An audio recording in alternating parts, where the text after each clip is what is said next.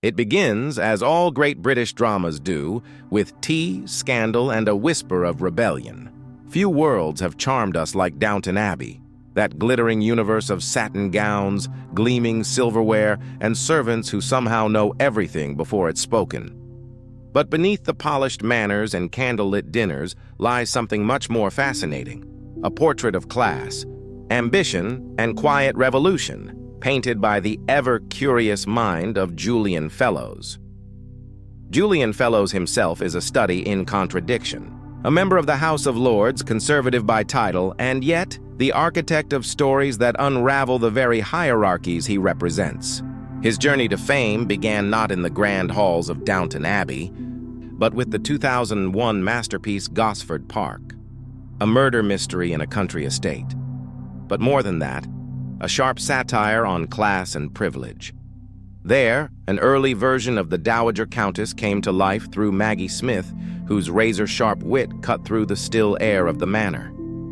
That single role planted the seed for what would soon bloom into the vast and beloved Downton universe. When Downton Abbey arrived on British television, it felt familiar. The upstairs-downstairs dynamic was nothing new, yet somehow it was transformed. This wasn't just nostalgia, it was magic. Fellowes turned history into comfort, etiquette into empathy, and made viewers everywhere feel like part of that candlelit world. Soon, Downton wasn't just a show, it was a global obsession. What made it so irresistible was the way it softened the cruelty of the class system into something almost tender. The aristocrats were flawed but charming, the servants loyal yet proud. It was, in a sense, a love story between social orders. The upstairs and downstairs needed each other, and we needed them both. There's a reason for that delicate balance. Fellowes knew that for many, service wasn't humiliation, it was survival, sometimes even triumph. In places like Yorkshire, entire families measured their dignity by the house they served. Women found safety and respect in domestic work when the outside world offered none. It was labor, yes, but also belonging, and yet beneath that loyalty, rebellion brewed. Think of Tom Branson, the Irish chauffeur who dared to fall in love with Lady Sybil. His fire and her defiance sent ripples through the household, the first real crack in the old order. He began as an outsider preaching equality and ended as part of the very family he criticized.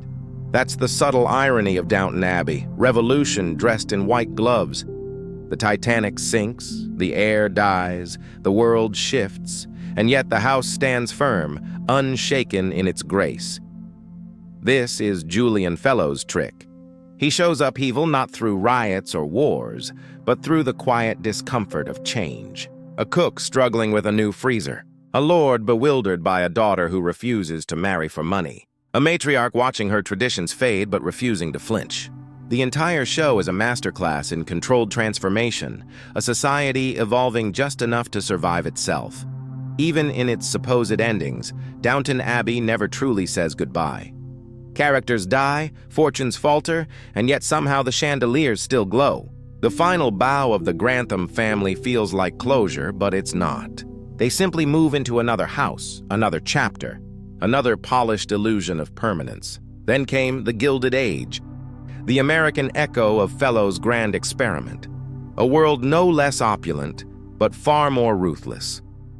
Set in 1880s New York, it opens, like Downton, with a death. This time, a brother whose passing brings an ambitious young woman into the orbit of old money and new ambition. What follows is a dazzling social war. The established elite versus the nouveau riche, tradition versus progress, pearls versus diamonds. In the Gilded Age, humor hides beneath corsets and candlelight. Christine Baranski and Cynthia Nixon command the screen, their banter as sharp as any duel. It's as if Maggie Smith's spirit has crossed the Atlantic to trade insults over champagne. And yet, behind every laugh lies tension, the question of who belongs, who adapts, and who fades away. What's remarkable is how Fellowes uses familiar faces to explore new themes. The once free-spirited Miranda from Sex and the City becomes a reserved widow, moral yet ambitious. Every character reflects a society straining between past and future. In both Downton Abbey and the Gilded Age, Fellowes builds his stories not on events, but on evolutions, slow, steady, and irreversible. Beneath all the lace and laughter, there's a pulse of feminism. Both worlds are ruled in their quiet ways by women. In Downton, Lady Mary inherits not only her family's fortune, but its authority. The Dowager Countess, sharp as ever, passes her the invisible crown with a line that defines the entire saga. "You will be the next me." It's both prophecy and challenge. Across the ocean, the Gilded Age mirrors that power shift. Mrs. Russell, inspired by real-life Vanderbilt women, turns social snubbing into sport. She's not waiting for permission. She's rewriting the rules of womanhood in public. She's fierce, strategic, and unashamed of ambition. Through her, Fellowes explores the idea that progress doesn't always shout. Sometimes it simply hosts a better party. But where the Gilded Age truly shines is in how it handles race. For once, black characters aren't accessories to white stories. Peggy, the journalist, isn't there to teach tolerance. She's there to live. She navigates racism, yes, but she also writes, earns, and dreams. Fellowes portrays her world not as tragedy, but as part of the same social complexity that drives his white protagonists. It's not tokenism, it's truth. That's what makes both shows so irresistibly watchable. They grant equal weight to every thread of society. Whether it's a debutante fighting for an invitation to the opera or a man inheriting a secret lover's home, every crisis feels monumental. Fellowes reminds us that drama doesn't need explosions when the stakes are reputation, love, and legacy. Some critics once called the Gilded Age slow. Perhaps it was.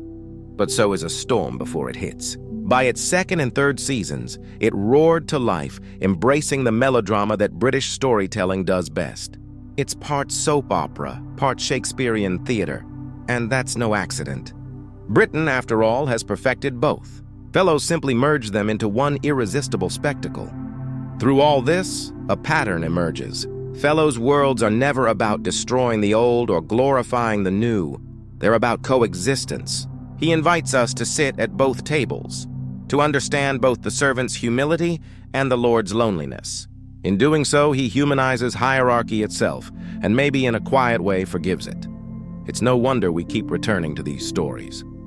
They let us escape into elegance while confronting what we've inherited: pride, prejudice, power, and hope.